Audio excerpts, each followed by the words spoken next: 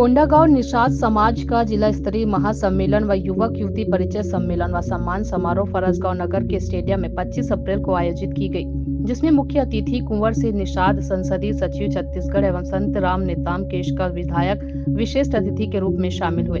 कार्यक्रम की शुरुआत भगवान श्री राम व गुहा निषाद राज की पूजा अर्चना कर दीप प्रज्वलित कर किया।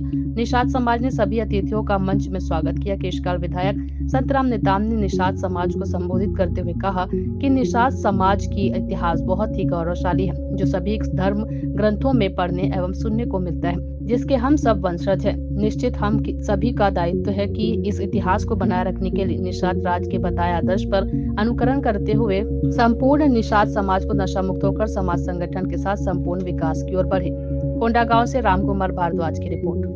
आपके बीच में आए और आज के कार्यक्रम में बहुत अच्छा उन्होंने हम सबको मार्गदर्शन दिया है। शिक्षा ग्रहण करना चाहिए और बिना शिक्षा के हमारा समाज, हमारा परिवार अधूरा है।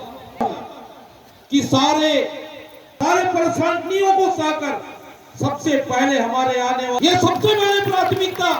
और मैं ये भी कहना चाहता हूँ कि हमारी में अगर टॉप लाएंगे तो मेरा वेतन से सबको 25-25 हजार रुपया देने की घोषणा करता हूँ। को मैं कहना चाहता हूँ कि सूची मुझे देंगे। आज फरसगांव में कोंडागांव जिला निषाद समाज का वार्षिक अधिवेशन युवक युवती परिचय सम्मेलन का आयोजन किया गया, जिसमें समाज की बहुत सी जो विचारधाराएं होती है और बात होती है उनको एक मंच पर लाने का प्रयास होता है।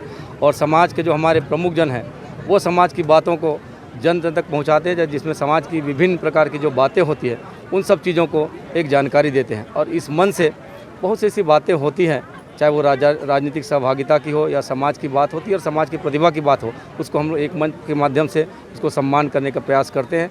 और कहीं कहीं पर जब ये बात आती है, क्योंकि बहुत से विचारधारा के लोग समाज में रहते हैं और उस विचारधारा को एक मंच पर लाकर उसे समाज के रूप में समान रूप से चलने का एक जो अवसर मिलता है, निश्चित ही समाज के मन से होता है।